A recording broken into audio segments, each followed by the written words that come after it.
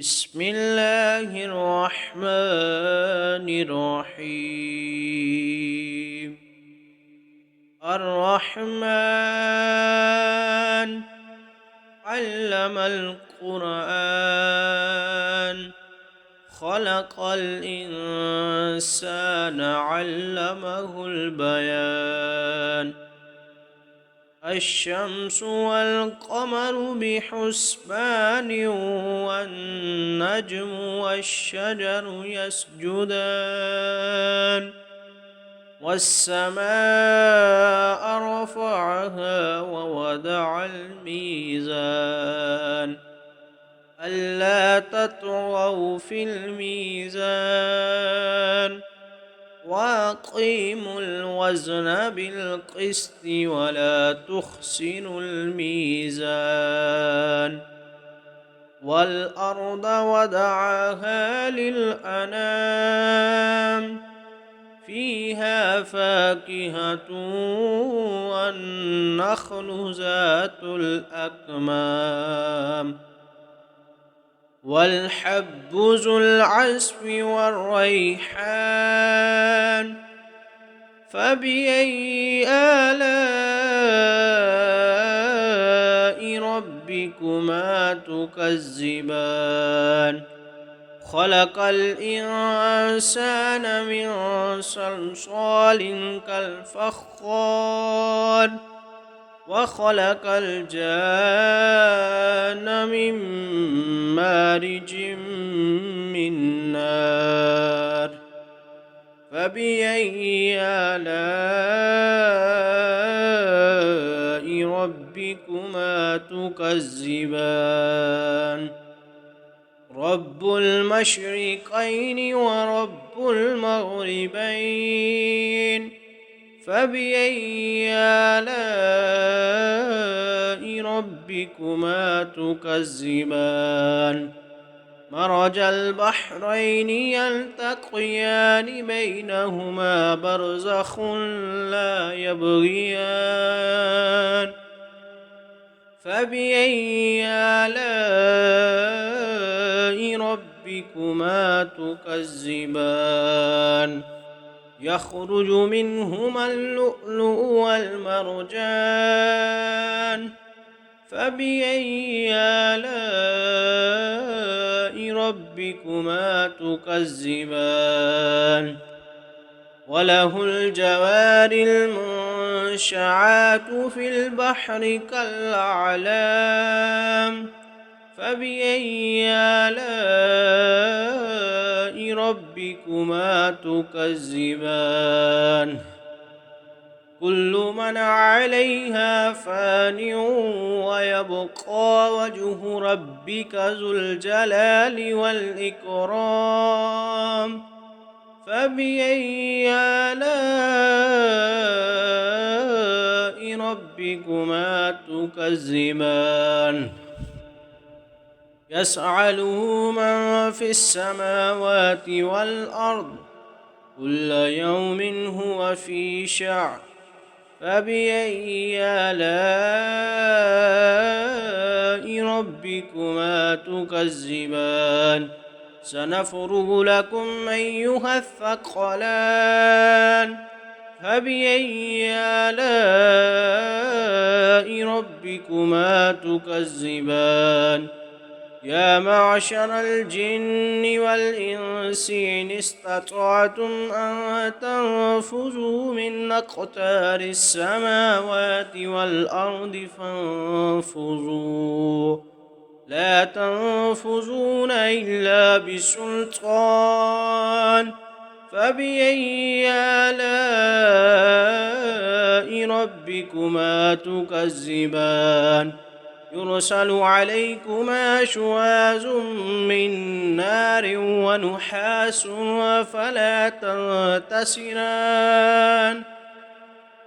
فبأي آلاء ربكما تكذبان؟ فإذا انشقت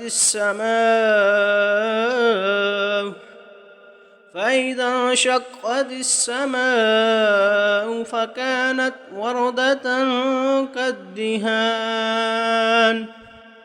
فبأي آلاء ربكما تكذبان فيومئذ لا يسأل عن ذنبه إنس ولا جان فبأي آلاء ربكما تكذبان يعرف المجرمون بسيماهم فيؤخذ بالنواسي والأقدام فبأي آلاء ربكما تكذبان هذه جهنم التي يكذب بها المجرمون يطوفون بينها وبين حميم عان فبأي آلاء ربكما تكذبان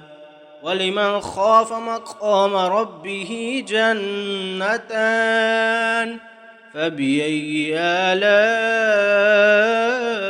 ربكما تكذبان ذواتا أفنان فبأي آلاء ربكما تكذبان فيهما عينان تجريان فبأي آلاء ربكما تكذبان فيهما من كل فاكهة زوجان فبأي آلاء ربكما تكذبان متكئين على فرش بطائنها من استبرق وجنى الجنتين دان فبأي آلاء ربكما تكذبان فيهن قاصرات الطرف لم يطمثهن إنس قبلهم ولا جان فبأي آلاء ربكما تكذبان كأنهن الياقوت والمرجان فبأي آلاء ربكما تكذبان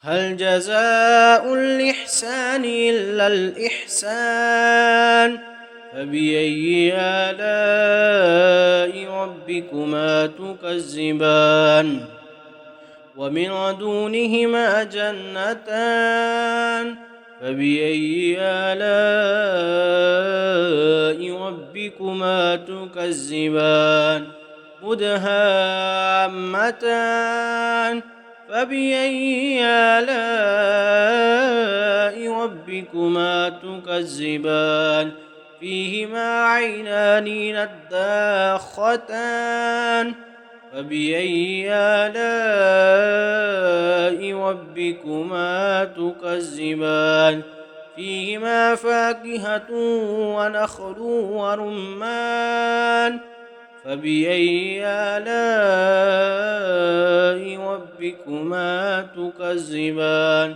فيهن خيرات حسان فبأي آلاء ربكما تكذبان حور مقصورات في الخيام